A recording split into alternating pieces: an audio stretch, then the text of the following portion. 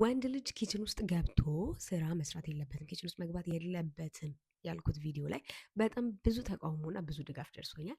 እንግዲህ ይህንን ከምን አንጻር እንዳልኩት ዛሬ ለመጨረሻ ጊዜ አብራራለሁኝ። ምክንያቱም ዲኤም ላይ በጣም ብዙ እህቶች ተቀይመውኛል። እሷ ማትችል ጊዜ ያግዛት፣ የስራ ምንም ችግር የለውም መተጋገዝ።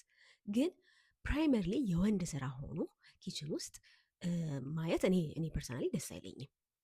በዛው ልክ ሴቷም ጉልበቷን የሚበላ ስራ ወጥታ ሰርታ፣ በተለይ እዚህ ዓለም ላይ የማየው ነገር በጣም ፊዚካሊ ዲማንዲንግ የሆነ ስራ ሴቶች ሰርተው ታይም ምንም ሳይኖራቸው ከልጃቸው ጋር ምናምን የሚሰሩበት ሲቹዌሽን ይፈጠራልና ያ ግዴታ ወንዱ ሳይችል ሲቀር ለመተጋገዝ ካልሆነ በስተቀር መሆን አለበት ብዬ አላስብም። ወንዱም እንደ ወንድ ፕሮቫይድ ማድረግ ያንን ፋይናንሻል በርደን ወንድ ነው መውሰድ አለበት ብዬ ነው እኔ ፐርሰናል የማስበው። ይህንን ደግሞ ቤቷን የማቅናት ረዳት የመሆን ስራ ደግሞ ሴቷ ነች መውሰድ አለባት ብዬ የማስበው።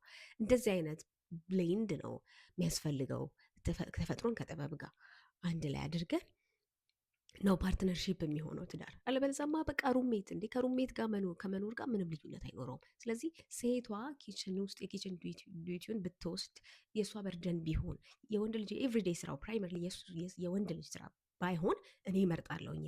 አገን ይሄ ፐርሰናል ኦፒኒየን ነው።